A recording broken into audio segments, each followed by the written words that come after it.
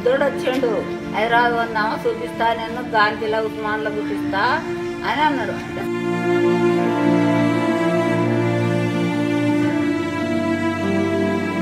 పోదాం పోదాం అంటే ఎక్కడ పైసలు లేవు, ఇక్కడ ఆడుకుంటేనే రూపాయలు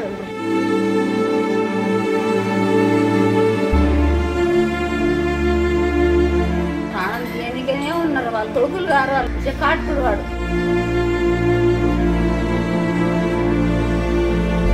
నవమాసాలు మోసి కని పెంచిన తల్లిని ఇప్పుడే వస్తానని దూర ప్రాంతం బస్టాండ్లో వదిలిపెట్టి వెళ్లాడు ఓ కసాయి కొడుకు. వెళ్లిన కొడుకు వస్తాడని ఆశగా 3 రోజులుగా బస్టాండ్లోనే ఎదురుచూస్తూ ఉండిపోయింది ఆ అమాయకపు తల్లి.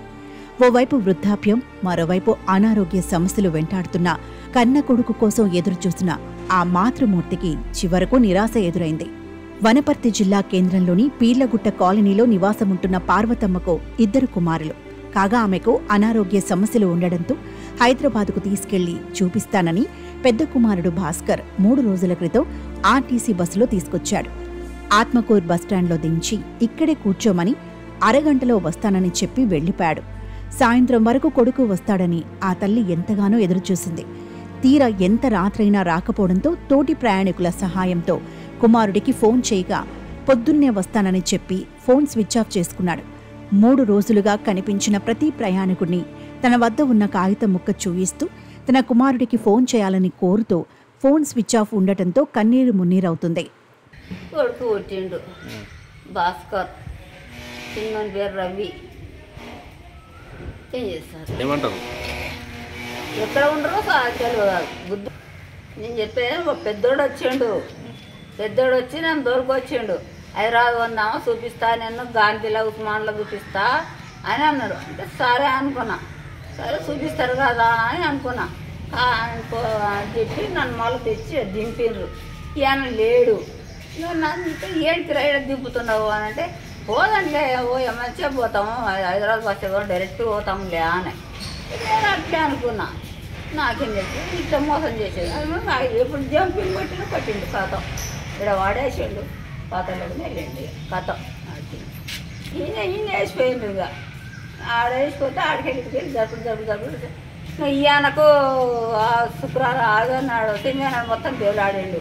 దేవుడితే దొరికిలేట, దొరకకుంటే ఆదివారం నాడు సంత కదా, సంతకు తెలుగు ఆయన వచ్చిండు, మా ఇంటి పక్కల ఆయన వస్తే ఆయనకు ఏ ఒకడు ఉండవని అంటే ఈ సంగతి ఆయన గిట్లా అయింది అంటే ఆడు దేవుళ్ళు ఆడుతున్నాడు, పాపం ఆయన మొత్తం ఏడుస్తున్నాడు, దేవుళ్ళు ఆడుతున్నాడు అంటే ఇంకే సంగతి ఆయన చెప్పు గిట్లా కుక్కర్లో బస్ స్టాండ్లో ఉందని చెప్పి అంటే పోయి చెప్పగానే సాయంత్రం 6:30 పోకొచ్చింది. దెంక పోయినాక ఎట్లా పోదు కొడుకేం పడి ఇప్పుడు వాడేసి పోయింది. ఆయననే వచ్చి ఇంకా చూసుకుంటున్నాడు.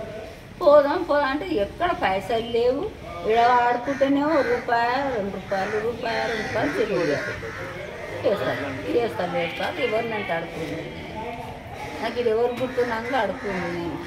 పెద్ద కొడుకు, పెద్ద కొడుకు వేసే పని చేస్తాడు, వాడు మీద పని చేస్తాడు. వాడు కాటుకుడు, కాటుకుడు వాడు.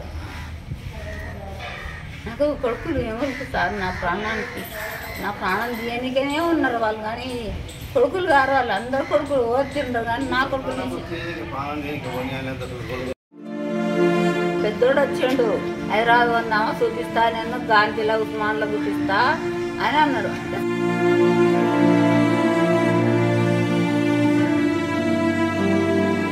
పోదాం పోదాం అంటే ఎక్కడ పైసలు లేవు, ఇక్కడ ఆడుకుంటేనే రూపాయలు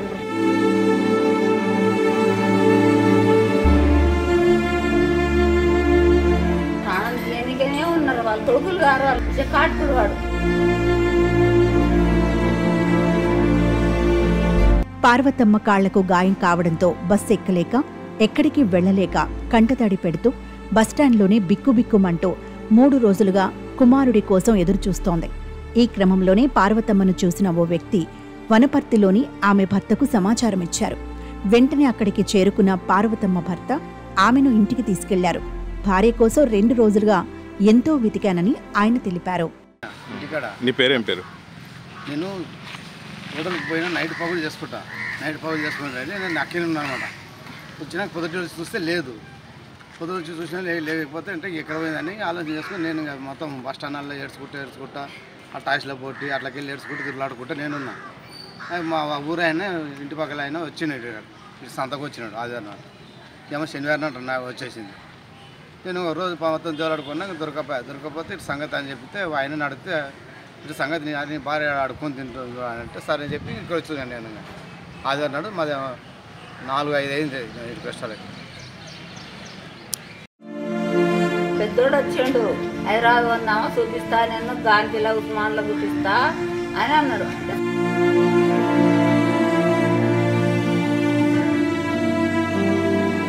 పోదాం అంటే ఎక్కడ పైసలు లేవు, ఇక్కడ ఆడుకుంటేనే రూపాయలు.